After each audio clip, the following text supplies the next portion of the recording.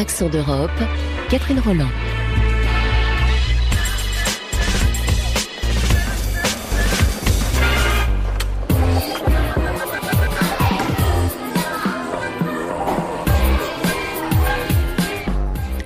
Bonjour à tous, c'est un peu le même malaise qui s'exprime un peu partout en Europe. Les professeurs du service public ont des états d'âme, confrontés à des salaires en baisse ou à une grande précarité. C'est le cas en Grèce. L'école publique a elle aussi subi les longues années d'austérité. En 8 ans de crise, aucun enseignant n'a été recruté définitivement. Le ministère de l'Éducation part au plus urgent en faisant appel à des vacataires. L'étau s'étant desserré cet été, le gouvernement a promis des titularisations. Mais les précaires, qui représentent 15% du personnel éducatif, s'impatientent. Ils en ont assez d'être maltraités sans connaître leur affectation, quelquefois 1 heure seulement avant la prise de poste. Et puis au chômage, 3 mois par an quand même. C'est le reportage de Charlotte Stievnard dans l'île de Salamine, non loin d'Athènes, dans une école primaire qui emploie pour moitié des vacataires.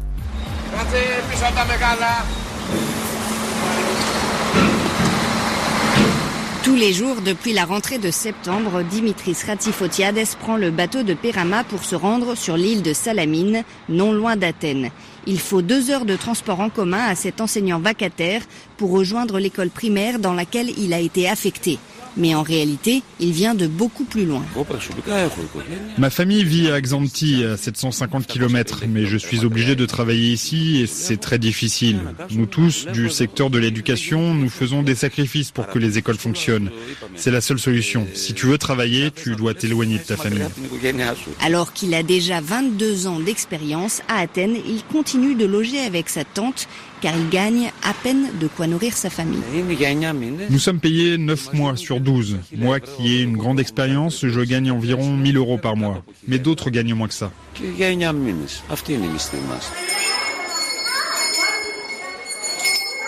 Comme d'autres, il travaille à plein temps sur un poste qui devait revenir à un titulaire. Sa collègue, Vasiliki Evangelakaki, fait des photocopies dans la salle des professeurs. Elle se trouve dans une situation similaire. À 31 ans, cette enseignante du primaire est désabusée. Nous découvrons une nouvelle école chaque année. Nous ne connaissons pas les niveaux à l'avance. Pourtant, ça nous permettrait de nous préparer, de préparer le matériel. Mais on apprend le jour même, quelquefois à 7 heures du matin, notre affectation.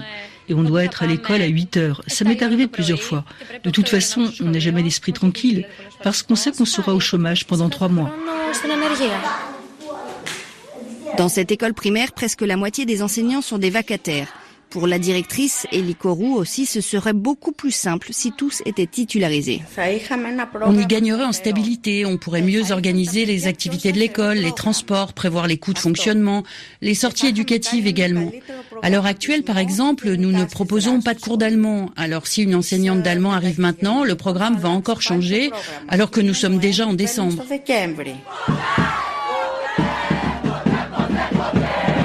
Excédés, les enseignants vacataires manifestent régulièrement devant le ministère de l'Éducation. Début novembre, des élèves participaient aussi, comme cette lycéenne de 16 ans. La prof de biologie était absente l'an dernier. C'est le prof de physique qui l'a remplacée, mais il ne connaissait pas toute la matière. Souvent, les enseignants arrivent tard dans l'année. Le prof de bio a manqué 2 mois. D'autres années, c'était 6 mois. Au collège, il y en a qui arrivent à la fin de l'année sans être remplacés. Elle estime que ce système bancal coûte cher à elle, mais aussi à ses parents. La concurrence pour entrer à l'université étant très dure en Grèce, comme beaucoup, elle paye plus de 170 € par mois en cours du soir, le frontistyrio. Assis dans son bureau, loin du centre d'Athènes, Kostas Gavroglou, le ministre de l'Éducation, explique que ces dernières années, pressés par les créanciers, les différents gouvernements ont dû diminuer le nombre de fonctionnaires en général. Comme vous le savez, on avait la règle de 1 sur 5. Pour 5 fonctionnaires qui partaient, une personne seulement était recrutée. Vous l'imaginez bien, c'était pareil dans tout le service public. Mais il y avait la possibilité d'engager des vacataires dans l'enseignement pour pallier le manque de recrutement de titulaires. Aujourd'hui, ce cauchemar est derrière nous. La règle passera à 1 pour 1 en 2019 et nous allons pouvoir procéder à des recrutements. Pas seulement dans l'éducation, mais aussi dans les hôpitaux et dans d'autres parties du secteur public. Aujourd'hui, le gouvernement de Syriza promet effectivement de titulariser 15 000 enseignants. En réalité, selon son calendrier, seuls 4 500 éducateurs spécialisés pour les enfants ayant un handicap ou un retard d'apprentissage seront concernés l'année prochaine. Or, fin 2019, les élections arrivent. Pour les autres enseignants vacataires, l'attente pourrait être longue encore.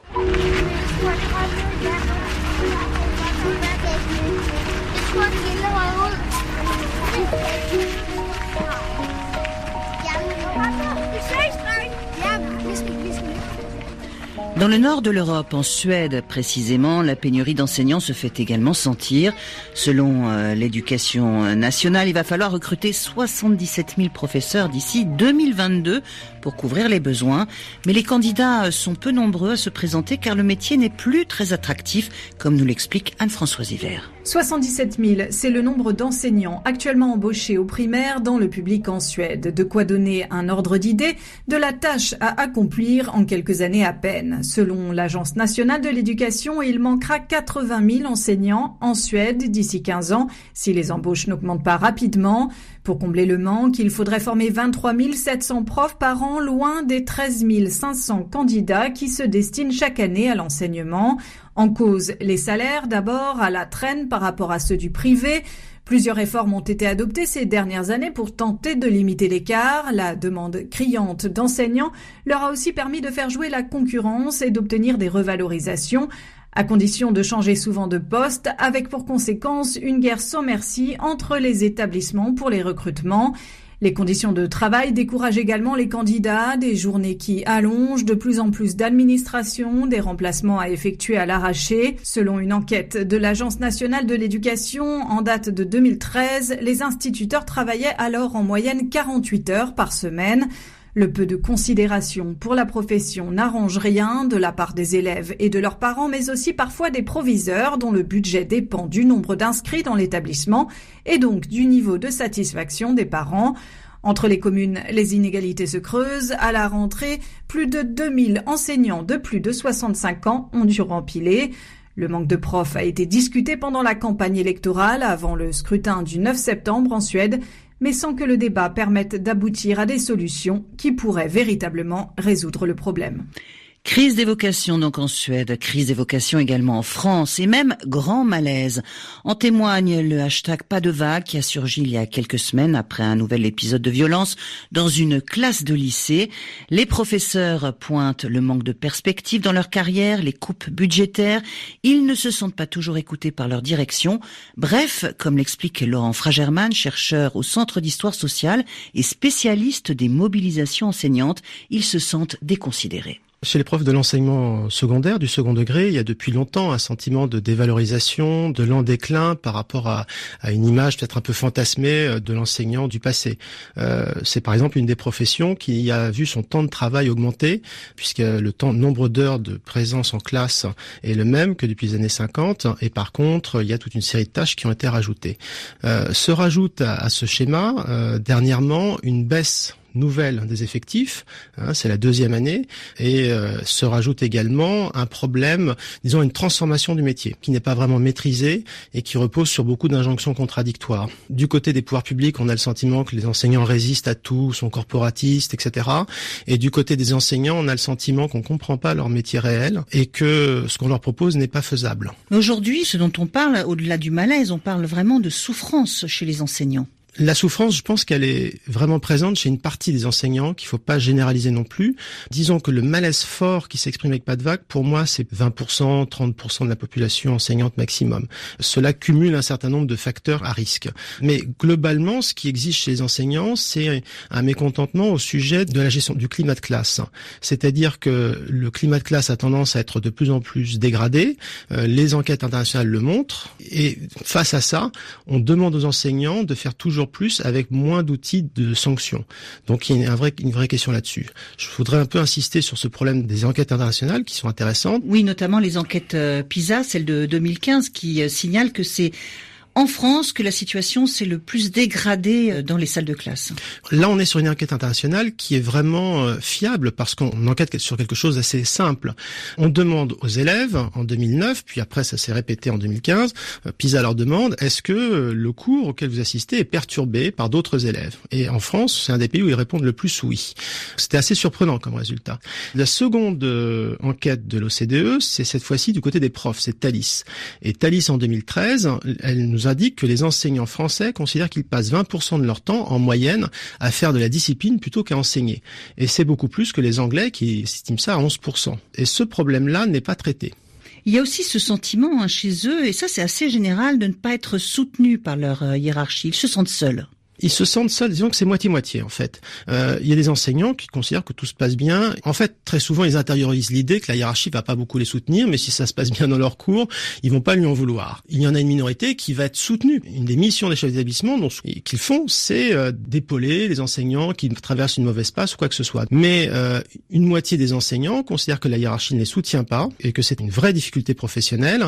Et une partie d'entre eux considèrent en plus que leur chef d'établissement, ce qui est le plus important dans la vie quotidienne, ils ont une relation difficile avec lui. Globalement, on voit bien dans toutes les enquêtes que les enseignants n'ont pas confiance dans leur hiérarchie pour avancer là-dessus. Parce que ce que propose cette hiérarchie, finalement, ne correspond pas à leur vécu. En même temps, c'est de là que vient ce mouvement pas de vague, parce que les enseignants ont l'impression aussi qu'on leur demande de taire quelquefois les problèmes qu'ils rencontrent dans leur classe.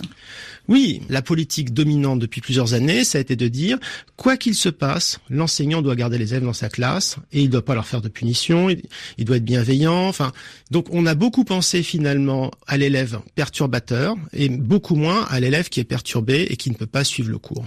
Alors on parlait de la sanction tout à l'heure. Tous les professeurs ne sont pas d'accord pour durcir en fait le régime des sanctions. Pour eux, c'est pas forcément la solution. Globalement, les enseignants tous sont quand même pris dans une tension. Ils ont envie d'être dans l'éducatif. C'est pour ça qu'ils ne veulent pas de policiers dans l'établissement. Ils voient pas l'intérêt. Ce qu'ils veulent, c'est donner un peu plus de force à l'institution dans la relation éducative, mais ne pas aller trop loin. L'idée n'est pas de faire des moutons. L'idée, c'est que les élèves soient émancipés et qu'il y ait un esprit critique qui leur soit insufflé par l'école. Donc ils restent dans cet état d'esprit-là. Et donc concrètement, comment on fait? On a des avis assez différents. Alors la profession, effectivement, est en difficulté. D'ailleurs, aujourd'hui, elle n'attire plus, malgré les dernières propositions du gouvernement pour rajouter des primes si on choisit d'enseigner dans les zones sensibles. Ces primes sont assez faibles de toute façon, et puis clairement, de toute manière, elles ne compensent pas la baisse des salaires conséquentes et régulières du métier enseignant. Disons, les enseignants sont les seuls fonctionnaires d'État qui ont aussi peu de primes, justement. Et du coup, ils ont eu une baisse de leurs revenus plus importante. Ça, c'est le premier point. Oui, on voit bien que quand on supprime des postes, ce qu'a déjà fait M. Blanquer cette année, il va récidiver pour l'année prochaine, eh bien, on envoie un message très négatif et à moyen terme aux candidats au métier. On leur dit il n'y a pas d'avenir dans ce métier. C'est un métier délaissé qui sera pas revalorisé du point de vue salarial, je viens d'en parler, et qui va avoir plus de temps de travail, des conditions dégradées. Donc, c'est pas un message d'optimisme. Et on a constaté à chaque fois que quand on augmentait le nombre de postes, il y avait plus aussi de candidats. Laurent Fragerman, chercheur et spécialiste des mobilisations chez les professeurs. Et quelqu'un en a profité en plus pour cracher sur la professeure. S-A-I-T, glacé E accent. Je t'approcher, vous me cassez. Ne m'interpellez pas. Parce que c'est primitif singulier. Bonjour Ève Minot. Bonjour Catherine. On vient de l'entendre, la question des salaires et de leur revalorisation est primordiale pour déclencher de nouvelles vocations. Alors on va faire le point avec vous Ève sur les salaires des profs en Europe. En fait, leur situation diffère énormément d'un pays à l'autre. Plusieurs études assez récentes reviennent sur ces spécificités. Et vous allez voir, les écarts de salaire notamment sont parfois choquants. Le réseau Eurydice, réseau européen d'information en matière de formation et d'éducation, a par exemple publié cet été un rapport portant sur les salaires minimums des professeurs en primaire lors de l'année scolaire 2015-2016. Eh bien, figurez-vous qu'au sein des 28, l'écart des salaires entre le professeur le mieux payé et celui qui touche le plus petit salaire est de 68 417 € par an. L'enseignant européen le moins bien payé est roumain et touche 3 583 € par an, quand son équivalent luxembourgeois touche lui 72 000 € sur la même période, 21 fois plus, quand je vous disais qu'il y avait de quoi être choqué. Ah oui, c'est assez impressionnant. impressionnant. Et pour les autres? Alors en France, les maîtresses et les maîtres touchent 24 500 € bruts par an minimum, ce qui correspond à peu près au salaire de leurs homologues italiens, chypriotes ou portugais, mais qui s'avère être 2 fois plus qu'un enseignant estonien, grec ou tchèque. Et mis à part l'exemple luxembourgeois, les professeurs les mieux payés en Europe habitent en Allemagne ou au Danemark avec un salaire minimum annuel qui tourne autour des 44 000 €. Pour mieux comprendre leur situation, il faut, j'imagine, Ève, remettre ces chiffres dans leur contexte. Oui, surtout les mettre en rapport avec le coût de la vie dans les différents pays européens, rapporté au PIB national par habitant de chaque pays de l'Union. On peut affirmer que la situation des professeurs portugais, par exemple, est la plus confortable devant les Espagnols et les Allemands. Et inversement, il sera beaucoup plus difficile de joindre les deux bouts en tant qu'enseignant en Lettonie, en Lituanie ou en Slovaquie. Les enseignants allemands ressortent donc comme les grands vainqueurs de ces statistiques et pourtant, il existe une véritable pénurie outre-Rhin. On dit même que d'ici 2025, il manquera environ 35 000 enseignants dans les salles de classe en Allemagne. Le pays est confronté à une pénurie historique de main-d'œuvre qui ne correspond pas, comme on l'a vu, aux conditions d'exercice de ce métier, mais bien au départ à la retraite de nombreux baby-boomers et à l'augmentation du nombre d'élèves. Le pays a donc mis en place, comme ailleurs en Europe, d'ailleurs des politiques de recrutement alternatives. À Berlin, par exemple, la commune invite les retraités à retrouver le chemin de l'école, mais elle organise aussi des castings ouverts où le recrutement se fait cette fois-ci parmi d'autres professions comme par exemple des metteurs en scène, des journalistes, des musiciens ou encore des vétérinaires. Ces nouvelles recrues ont même un nom, on les appelle les Quereinsteiger, nous apprend la revue Paris-Berlin dans un article paru cet été. De leur côté, les profs italiens se sont également distingués dans un autre tableau, pas non plus très valorisant.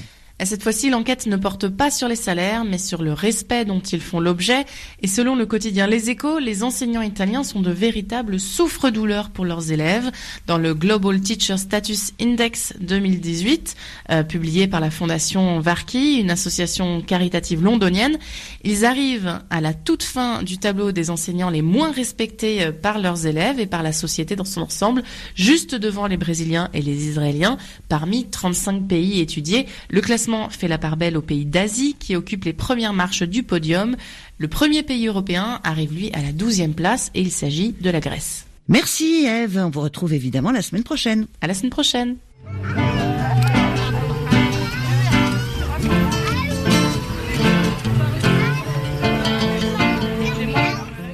Alors en Grande-Bretagne, malgré des salaires plutôt attractifs et une moyenne de 17 élèves par classe, on manque d'enseignants comme en Allemagne. L'idée est donc d'attirer des gens bien insérés dans la vie active vers une seconde carrière de professeur. Et c'est ce qu'a fait il y a 2 ans une ancienne journaliste en lançant Now Teach. Cette organisation aide les professionnels à se reconvertir, Marie Billon. C'est un peu une crise de la fin de la cinquantaine par laquelle est passée Lucy Kellaway. Éditorialiste pour le journal financier britannique The Financial Times, elle avait l'impression de ne pas être utile. Alors quand sa fille a commencé à enseigner, ça l'a inspirée. Elle a de suite été confrontée à un barrage. Être prof, c'est dur, surtout à votre âge, lui disait-on. Mais elle n'a pas baissé les bras et a décidé de se former malgré tout et de créer en même temps un groupe d'aide aux personnes qui, comme elle, veulent entamer une seconde carrière dans l'enseignement. C'est ainsi qu'est né Now Teach. Grâce à des interviews et des éditoriaux dans les journaux, Lucie a fait connaître son projet et dès la première année, 1000 candidats se sont proposés. Certains ont retiré leur candidature rapidement, comme ce chef d'entreprise qui a laissé tomber quand sa femme lui a fait remarquer qu'il n'aimait pas beaucoup les enfants et même pas les siens. Mais Lucie a quand même écrémé, 45 ont finalement été sélectionnés, des anciens militaires, diplomates, entrepreneurs, professionnels de la communication par exemple. Tous avaient perdu la flamme qui les animait dans leur carrière et voulaient mettre leur expérience au service de la société. Le programme de Now Teach est finalement assez classique. La première année, les nouveaux étudiants sont formés dans des écoles en suivant des enseignants dans leur classe. La deuxième, le nouvel enseignant prend une classe en charge avec un minimum de supervision. En fait, l'organisation apporte surtout une aide sur 2 fronts. Aider à trouver un poste dans un établissement et proposer un réseau de soutien et d'entraide. Now Teach s'est concentré sur Londres la première année, là où il manque le plus de profs, mais l'association s'agrandit. Elle s'est concentrée sur l'Est du pays lors de la rentrée 2018 et organise maintenant des événements dans toute l'Angleterre pour se faire connaître et susciter les vocations.